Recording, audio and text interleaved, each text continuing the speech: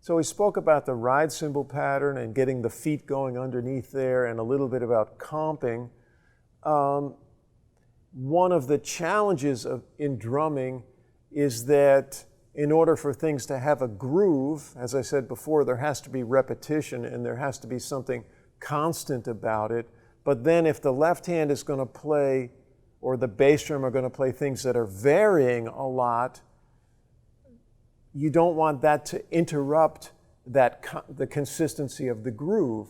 So in a way, you want to cultivate the skill to have the ride cymbal and hi-hat play with perfect consistency and purity, almost on autopilot, so that this thing is going, and then you don't have to think about it. It just goes automatically.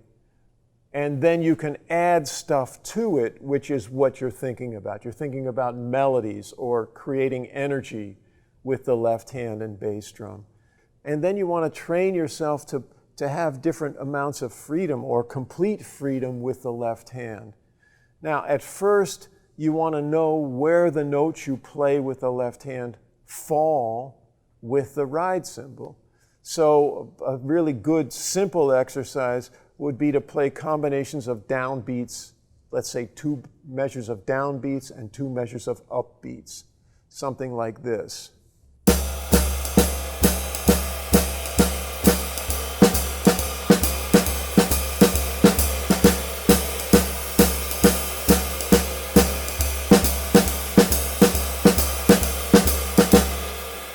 So can you make the shift from the downbeats to the upbeats without the cymbal varying at all? That's a challenge at first. And then maybe you play 2 measures of downbeats here, 2 measures of upbeats here, then accent 2 measures of downbeats here and 2 measures of upbeats there. And the connection between the right hand and right foot is always a hard one to break. We don't want it to sound broken. We want it to sound like cohesive, but to get them not to play unison is the trick. So maybe the same kind of phrase.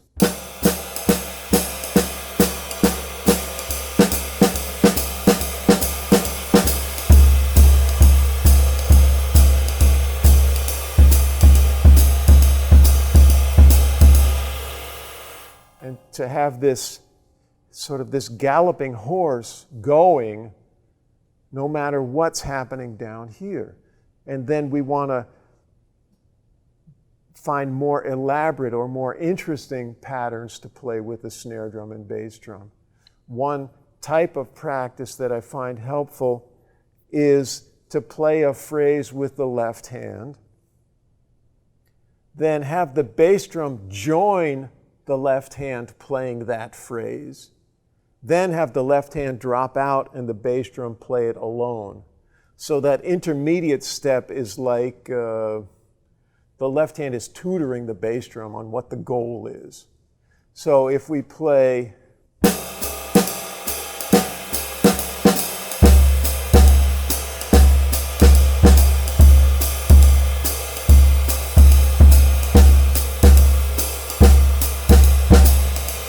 and the last version is checking to make sure that the first version, the independent bass drum version, maintains the integrity of what we want.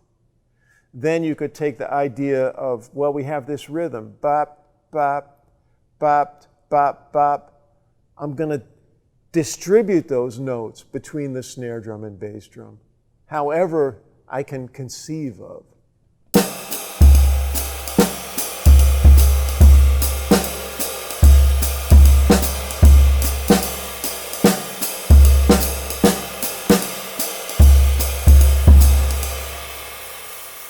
And so you can get some variety.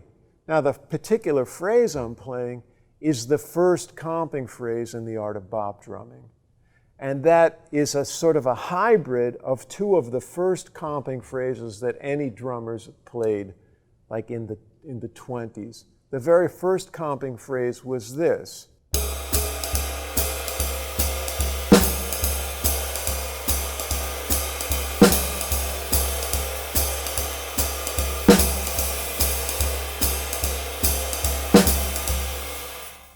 That's the 3 end of every second bar.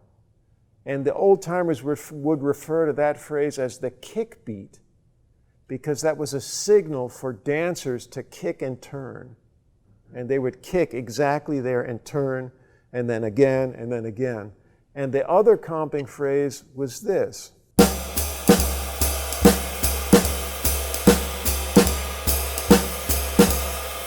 And that's known as the Charleston rhythm.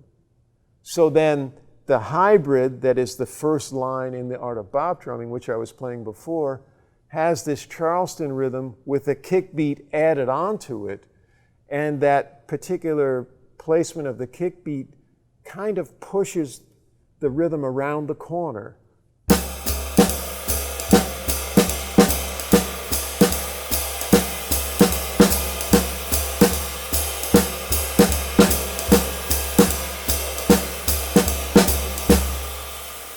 And this has a nice dance to it, and it's a really good foundation for comping.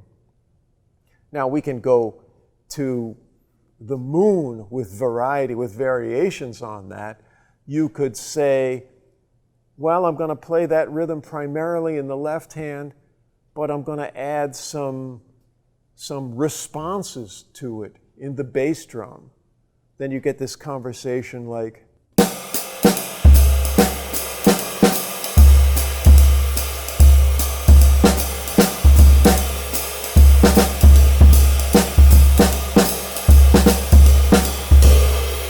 and you can just use your imagination if you have the cymbal and hi-hat going on autopilot, and you can find the downbeats and upbeats with either limb. Another good way to practice and to kind of marry this material with form is to think about the blues form, which is a 12-measure structure that's really common in jazz songs, but also in rock and roll songs. And I like to use this in this fashion where there's 3 chords in the blues form, and I'll play this particular rhythm on the snare drum when I'm thinking of the 1 chord, and I'll play it on the high tom when I'm thinking of the 4 chord, and I'll play it on the floor tom when I'm thinking of the 5 chord. And so a 12-measure blues has 4 measures of 1 chord, 2 measures of 4 chord. The whole thing would be like this.